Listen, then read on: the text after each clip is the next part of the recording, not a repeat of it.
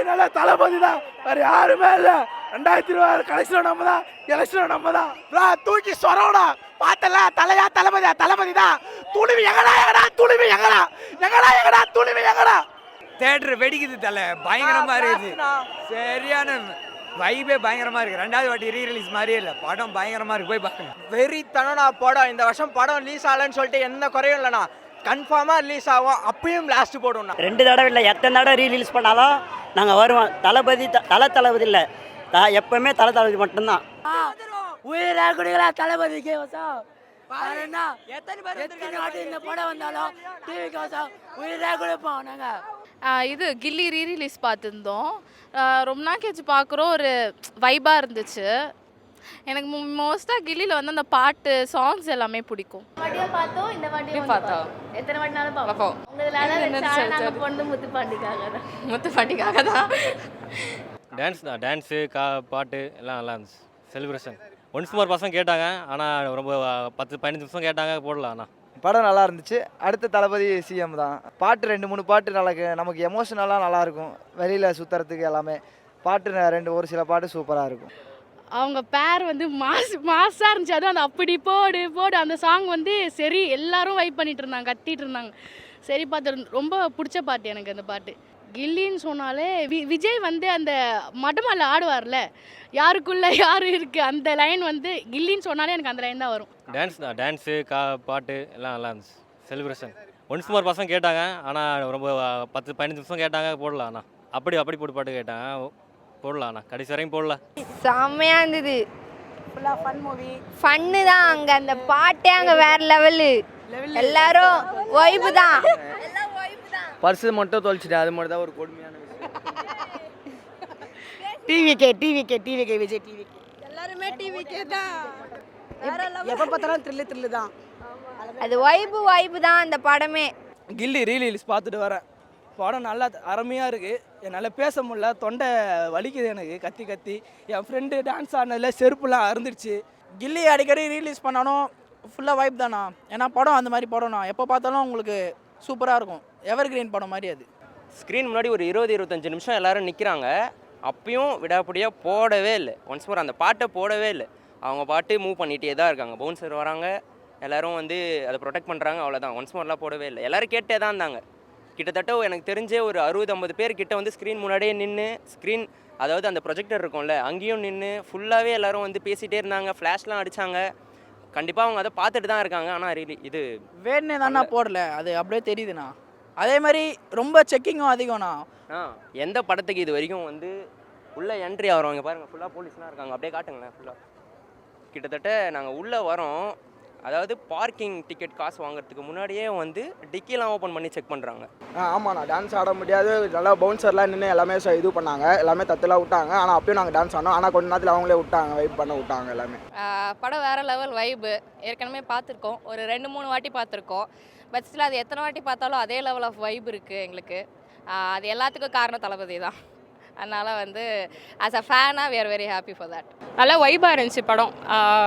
Expect பண்ணி வந்த வைப்பு சூப்பராக இருந்துச்சு. இதுக்காக தான் நாங்கள் அவ்வளோ தூரத்துலேருந்து வந்திருக்கோன்ற மாதிரி இருந்துச்சு. நல்லா இருந்துச்சு. கேளம்பாக்கத்துலேருந்து வரேன். ரோஹிணியில் பார்க்கணுன்றதுக்காகவே வந்தேன். நல்ல ஒர்த் த வாட்ச் தான். எல்லாருமே நல்லா வைபாக இருந்தோம். கேர்ள்ஸ் பாய்ஸ்ன்னு இல்லாமல் எல்லாருமே நல்லா வைபாக இருந்த மாதிரி தான் இருந்துச்சு. நல்ல ஒரு வாட்ச்.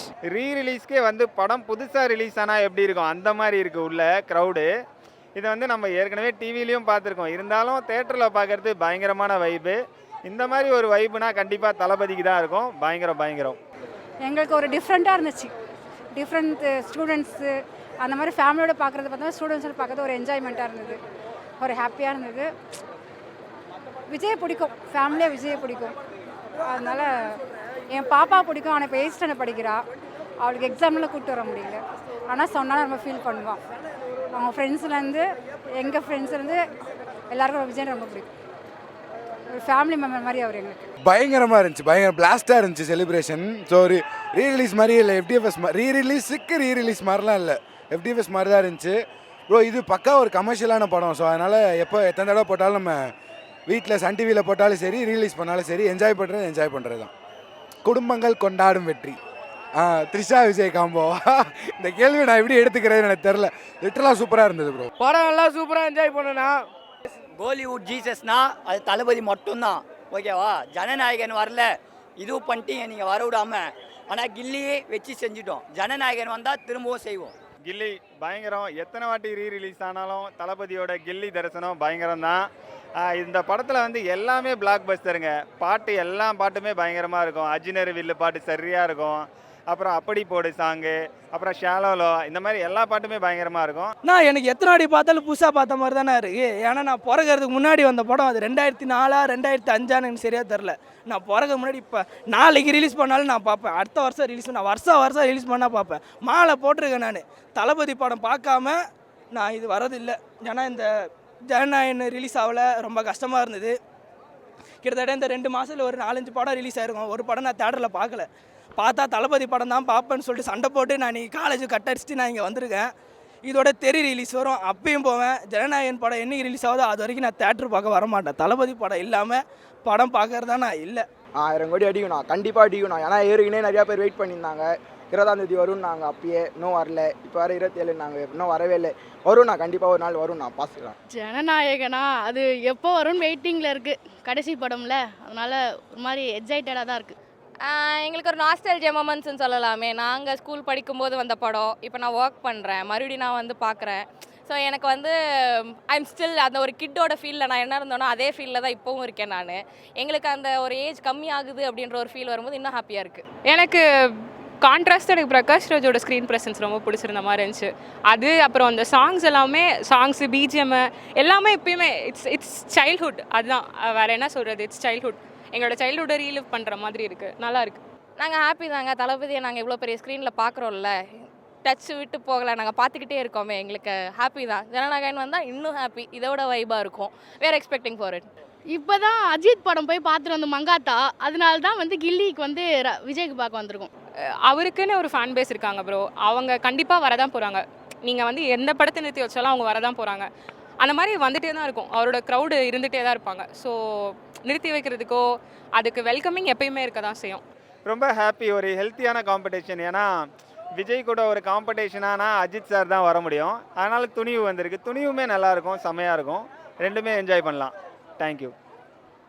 ஆனால் இந்த வாட்டி கொஞ்சம் ஒஸ்ட்டு பண்ணிட்டாங்க ப்ரோ. ஃபுல்லாக செக்கிங் பண்ணுறாங்க. என்ன செக்கிங் தெரில, இது வரைக்கும் அப்படி செக்கிங் பண்ணதில்லை. வாசலில் ஒரு வாட்டி செக் பண்ணாங்க, டிக்கியில் ஓப்பன் பண்ணி எல்லா செக்கிங். நாங்கள் ஏதோ கொலை பண்ண கத்தி எடுத்துகிட்டு வந்த மாதிரி எங்களை தேடுறாங்க. சரி ஓகே, வண்டி விட்டு ரிட்டர்ன் போகும்போது மறுபடியும் போலீஸ் தேடுறாங்க, உள்ளே போயும் தேடுறாங்க. ஏன் அப்படி பண்ணுறாங்கன்னு தெரில. ஒன்ஸ் மோர் போடலை. மங்காத்தா படத்துக்கெல்லாம் போட்டாங்கன்னு நினைக்கிறேன். ஒன்ஸ் மோர் பட்டாசுலாம் உள்ளே வெடிச்சாங்க. இந்த வாட்டி அப்படி எதுவுமே பண்ணல. பேப்பர் கூட எங்களை தூவ இல்லை ப்ரோ. ரொம்ப கஷ்டமாக இருக்குது ப்ரோ எங்களுக்கு.